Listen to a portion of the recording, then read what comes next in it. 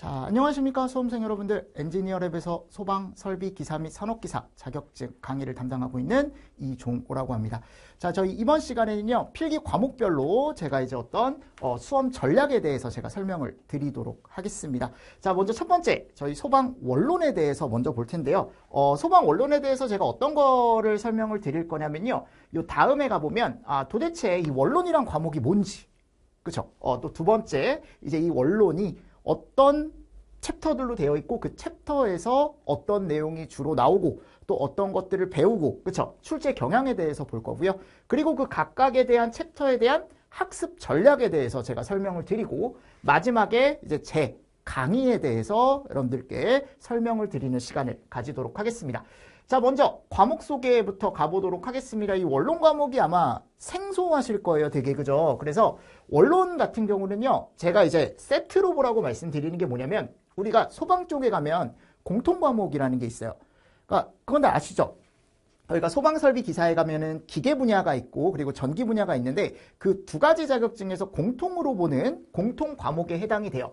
그럼 공통 과목에 뭐가 있냐? 이 두 가지가 있습니다. 소방 원론과 소방 법규라는 과목이 있어요.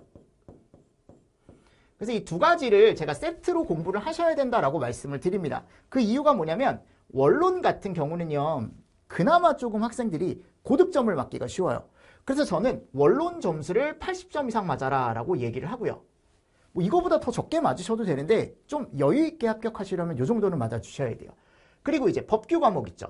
법규가 생각보다 양이 많고 암기가 엄청나요. 그래서 요거를 저는 한 60점 정도? 요 정도 잡아주시면 두 개에서 평균 60점 이상 조금 맞아주실 수 있게 세팅을 해가셔라 라고 제가 말씀을 드립니다. 그래서 일단 이 원론 과목에 대해서 제가 처음에 설명을 좀 드리겠습니다. 자, 목표 점수는 80점 이상입니다. 그럼 이 80점 이상 맞으려면 어떻게 해야 되냐? 강의 잘 들으시고요. 그거에 대한 이제 문제풀이 잘 들어주시면 충분히 80점 이상 나오실 수 있습니다. 제가 법규는 100점 맞으시는 분은 한 번도 본 적이 없거든요. 양이 너무 많아요. 근데 원론은 100점 맞으시는 분들이 생각보다 많습니다. 진짜요. 여러분들 나중에 쭉 한번 따라와 보시고 나중에 기출문제 한번 풀어보세요. 충분히 100점 맞을 수 있습니다. 그러면 우리가 원론 쪽에서 이제 뭐를 배우냐면 이런 걸 배워요. 혹시 연소라는 말 들어보셨습니까? 연소. 요게 태워서 없애다라는 거거든요. 그럼 아니 연소와 화재의 차이가 뭐냐? 근데 연소는요, 우리가 태워서 없애다라고 했잖아요. 그냥 우리가 일반적으로 만약 생일이에요. 그럼 생일날 우리가 케이크를 사서 거기다가 이제 뭐를 붙이냐면 이 초에 이제 불을 붙이죠. 이 연소입니다. 그죠? 근데 이렇게 연소 현상에 의해서 우리가 여기서 불을 끄거나 그러지 않잖아요. 뭐 119에 신고를 하고. 맞습니까? 야, 이거 붙였다고 해서 119에 신고하면 소방관들이 일할 게 너무 많겠죠. 그죠? 그래서 이 연소라는 건 단순하게 우리가 그냥 태워 없애는 걸 얘기하고, 이게 이제 뭐로 이어지면? 재난으로 이어지면. 그러니까 재난이라는 건 우리가 보통 얘기할 때 소화할 필요가 있다라고 얘기를 합니다. 그러니까 내가 봤을 때, 야, 이거는 불을 꺼야 되는 거야, 여러분들. 그래서 소화할 필요가 있을 때 우리가 화재다라고 얘기를 합니다. 그러니까 결국 재난이죠, 재난. 어떤 피해가 발생하고요. 그래서 두 가지가 어떻게 보면 비슷한 건데 훨씬 중요한 건 얘예요. 왜요? 연소에 의해서 뭐가 나는 거니까요? 화재가 나는 거니까. 무슨 말씀인지 아시겠죠? 자, 그리고 제가 방금 뭐라고 했습니까? 화재가 나면 뭐가 있어야 된다? 요게 있어야 된다. 소화할 필요가 있다. 그럼 이 소화가 뭐다? 불을 소멸시키다. 불을 끄다. 그죠? 어떻게 보면 되게 중요한 내용이겠죠. 맞습니까? 근데 어차피 이 소화도 얘에 의해서 마지막에 소화가 되는 거니까 결국 원론적으로 얘가 진짜 중요한 거예요, 여러분들. 계속 제가 강조를 하지만. 자, 그리고 마지막에 가보면 위험물이라는 게 있습니다. 아니, 그럼 위험물이라는 건 나중에 배우겠지만요, 1류 위험물부터 6류 위험물까지 있어요. 그러니까 생각을 한번 해보십시오. 아니, 그러니까 주변을 딱 보면요, 고체 가연물, 대부분 이제 고체 가연물들이 있지만 그 나머지 이제 위험한 물질들, 뭐 예를 들어 뭐 주유소에 가면은 기름이 있잖아요. 그 기름이 다 몇 류 위험물이냐면 4류 위험물이란 말이에요. 4류 위험물. 그러니까 그런 것들을 배우는 거야. 위험물의 종류가 어떤 게 있고 그 위험물들을 또 우리가 연소가 어떻게 되고 또 거기서 불이 났을 때 소화를 어떻게 하고 막 이런 내용들이 나옵니다. 그리고 기타 이론. 기타 이론은 이제 우리 원론 쪽에서 봤을 때 소방시설에 관련된 게 가끔 나와요. 근데 뭐 이거는 나중에 그냥 참고로만 조금 보셔도 될 것 같아요. 왜냐하면 소방시설이라는 건 어차피 법규 때 또 배우거든요. 그래서 학습을 연소부터 해서 이제 쭉 어디까지? 기타까지. 제가 이거 순서대로 어차피 책에도 넣어놨고 중요한 건 연소가 가장 중요하고 그 다음 화재, 소화, 위험물, 기타 이런 식으로 학습을 좀 해주시면 된다라고 제가 말씀을 드리는 겁니다. 자, 그럼 다음 내용 우리 한번 볼까요? 과목에 대한 특징을 제가 넣어놨는데요. 과목 특징은 제가 방금 말씀드렸다시피 연소현상이 원인이 되어 화재 및 소화가 연계가 되는 것이니까 항상 원인이 되는 먼저 뭐를 학습해라? 연소를 학습해라. 이게 진짜 중요한 얘기다. 자, 연소는요. 단순한 암기가 아니에요. 약간 뭐가 필요하냐면 이해가 좀 필요합니다. 그래서 이해를 바탕으로 암기를 해주셔야 소방에 대한 어떤 큰 원론에 대한 내용을 조금 더 쉽게 받아들이실 수 있습니다. 자, 그리고 나머지 파트는 다 암기예요. 그래서 암기만 잘하면요. 대부분 다 고득점을 맞으실 수가 있습니다. 그리고 원론은 대부분 필기에만 나와요.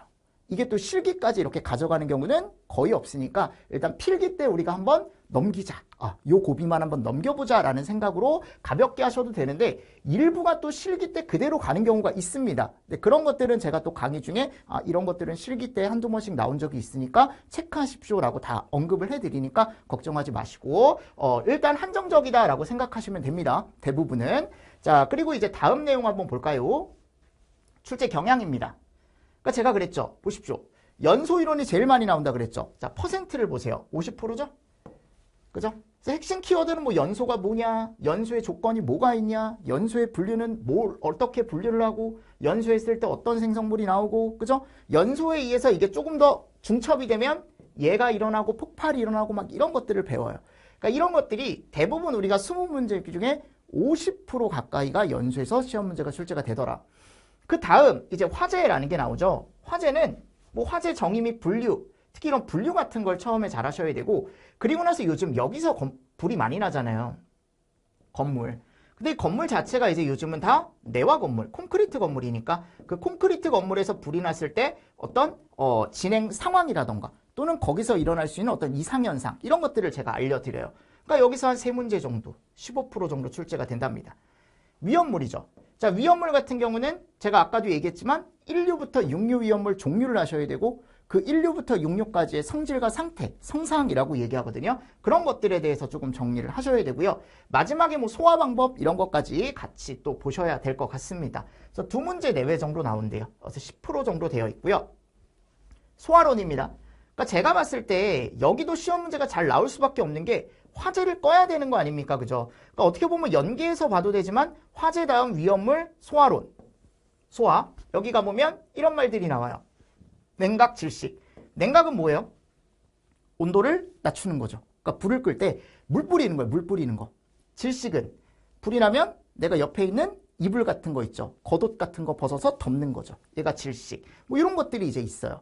그럼 얘네들을 이끌어내기 위해서 우리가 물을 뿌리거나 방금 얘기했던 요 겉옷을 벗어서 제가 덮는다라는 건 정말 어떻게 보면 일반적으로 이제 약재가 없을 때, 그죠? 그렇게 하는 거고, 원래 이 질식 소화 효과에 대한 소화 약재 대표적인 게 이제 몇 가지가 있거든요. 그러니까 그런 것들을 저하고 같이 배우는 거예요. 여기가 또 4문제 내외 정도 나온대요. 20% 정도. 그리고 기타, 뭐 소방시설의 분류, 그쵸? 이런 것들도 나중에 저하고 한번 원론 때 한번 살짝 이렇게 제가 체크를 해 드릴 겁니다. 여기 출제 경향에 대해서 제가 또 설명을 드렸고요. 자, 다음에 가보면 아까도 제가 얘기했죠. 아니 그러면 원론을 우리가 학습 전략을 세울 때 어떻게 세워야 되냐. 연소를 바탕으로 이해 암기, 그쵸? 얘를 먼저 이해를 하면 암기하기가 더 쉬워지고 얘를 가지고 화재라던가 소화 이런 것들을 다 연계를 시킬 수가 있다고요. 그래서 그런 것들에 대해서 조금 정리를 잘 하시고 관연도 출제 경향에서 그쵸? 50% 연소 가장 중요하다라고 했습니다. 자, 화재 이론은 연소 이론을 기초로 하면 더욱 쉽게 공부가 가능하다. 다 연계라고 제가 말씀드렸고 위험물과 소화 파트는 더더욱 암기량이 많아지면 조금 더 어떻게 고득점을 받으실 확률이 높아집니다. 그래서 이런 것들 같이 좀 보시면서 넘어가 주시면 될 것 같고요. 자, 그럼 이제 제 강의에 대해서 소개를 해드리도록 하겠습니다. 어차피 제 강의 컨셉은 원론이란 과목이 있으면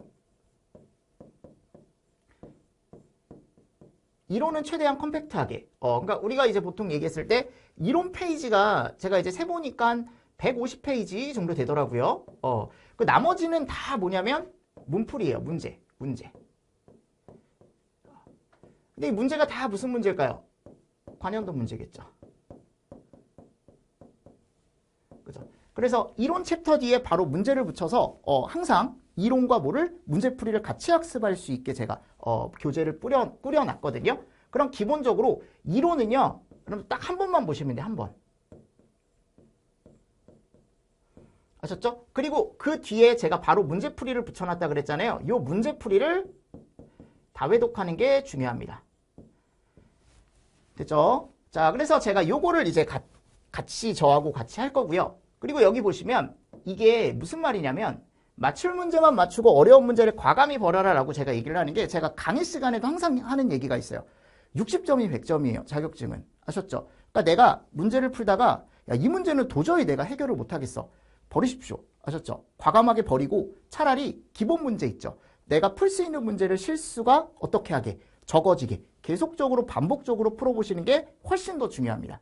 무슨 말씀인지 아시겠죠? 이런 것들은 제가 계속 강조를 할 거예요. 그리고 필기뿐만이 아닌 실기에도 적용할 수 있는 강의를 한다는 게 제가 아까도 얘기했지만 저는 필기할 때 항상 이런 부분은 실기 때도 잘 나온다라는 걸 강조를 해드립니다. 항상. 그러니까 그런 것들은 잘 체크를 해두셨다가 이런 것들은 실기 때도 나올 수 있구나 라는 생각으로 조금 더 어떻게 보면은 집중해서 보셔야겠죠. 자, 그리고 이론 학습을 할 때 1회독을 할 때 학생들이 많이 이제 지루해 하는데 제가 최대한 여러분들 뭐 사진이나 또는 자료나 이런 것들을 풍부하게 사용하고요. 그리고 이런 암기법 같은 것도 같이 하면서 최대한 쉽게 원론하고 친해지실 수 있게 제가 도와드리도록 하겠습니다. 그래서 항상 수업 순서는 요거예요. 1회독하고 문제풀이 위주의 다회독. 그러니까 저도 강의를 할 때 이렇게 강조를 하겠지만 여러분들도 학습을 할 때 이렇게 문제풀이 중심으로 필기 때는 조금 해주시면 실기 때 가시면 훨씬 더 편하게 수업을 들으실 수가 있습니다. 이건 모든 과목 다 공통이에요. 아셨죠? 자, 그리고 다음에 가보면 제가 어떤 걸 넣어놨냐면 저희가 원론 쪽에서 배울 수 있는 여러 가지 중에 제가 위험물을 가지고 왔거든요. 그러니까 이게 위험물 법에 정해져 있는 내용이에요. 위험물이 총 6가지가 있습니다. 1류 위험물부터 몇 류 위험물까지요? 6류 위험물까지. 아셨죠? 그래서 1, 2, 3, 4, 5, 6 했을 때 얘네들에 대한 각각의 오른쪽에 뭐가 정해져 있냐면 얘가 정해져 있어요. 성상. 그럼 이 성상을 반으로 딱 쪼개요. 그래서 1류부터 3류까지는 대부분 뭐가 들어가 있냐면 고체. 그러니까 이런 것도 포인트예요. 아래쪽에는 뭐가 들어가 있어요? 액체. 그러니까 나중에 가면요. 이런 게 헷갈려요. 여긴 액체잖아요. 그죠? 특히 이런 거. 여긴 산화성 고체죠. 여긴 뭐예요? 산화성 액체죠. 그쵸? 그러니까 산화성이라는 건 나중에 배우겠지만 남한테 산소를 줄 수 있는 애들이다. 뭐 가연성 타기 쉬운 애들이다. 막 이런 성질들 같은 애들끼리 다 모아놓은 거예요. 그리고 얘를 외울 때 여러분들 제가 앞글자를 이런 식으로 이제 따드리는데 이렇게. 그러니까 얘가 몇 류? 1류. 얘가 2류. 얘가 3류. 얘가 4류. 5류. 6류. 그죠? 그래서 뭐 산에 가자. 지금 인자산에. 뭐 이런 식으로 제가 이제 나중에 해드리거든요. 그럼 얘를 봤을 때 조심하실 건 딱 하나. 여기 자자가 2개가 있기 때문에 얘는 자연발하고 얘는 자기반응성이다. 이런 것만 조심하시면 앞글자만 따셔도 어떻게 이제 문제 학습이 가능하냐면 이런 식으로. 보세요. 4류 위험물의 성질로 옳은 것은 그랬죠. 그럼 산가자, 인자산. 그쵸? 그러면 인자 찾으시면 되겠네. 여기. 그리고 4류는 제가 뭐라 그랬어요? 액체 쪽이라 그랬잖아요. 그러니까 만일 인화성 고체가 섞여 있더라도 고르실 수 있다라는 거. 무슨 말씀인지 아시겠습니까? 그래서 이런 식으로 제가 강의를 할 때 기출문제를 풀 수 있게 암기법이나 이런 것도 다 따드립니다. 여러분들이 최대한 어떻게 보면 쉽게 학습할 수 있게 제가 도와드리고자 이런 것들을 계속적으로 이제 어떻게 보면은 제가 강의법을 연구를 하는 거죠. 연구를 하고 적용을 시키고 있습니다. 자, 이렇게 해서 제가 이제 원론에 대한 어떻게 보면 개략적인 뭐 학습 전략이라던가 또는 이제 아까 봤을 때 뭐 나오는 챕터, 그죠? 중요한 챕터 말씀드렸고 방금 말씀드렸던 요 핵심 기출까지 제가 한번 풀어봤습니다. 지금까지 제가 이제 설명을 드렸는데 어떠셨습니까? 자, 이 원론에 대한 과목이 학생들이 처음 봤을 때는 이 용어에 대한 어떤 생소함이라던가 이런 것들이 조금 어려울 수 있거든요. 근데 그런 것들을 제가 잡아드리도록 강의를 하니까 여러분들 잘 따라오시면 필기에 대한 원론 과목은 제가 아까 말씀드렸죠. 80점에서 100점까지 맞게 해드리도록 하겠습니다. 자, 여러분들 강의 들어주시느라 수고 많으셨고요. 엔지니어랩에서 강의를 진행하는 이종호였습니다. 감사합니다.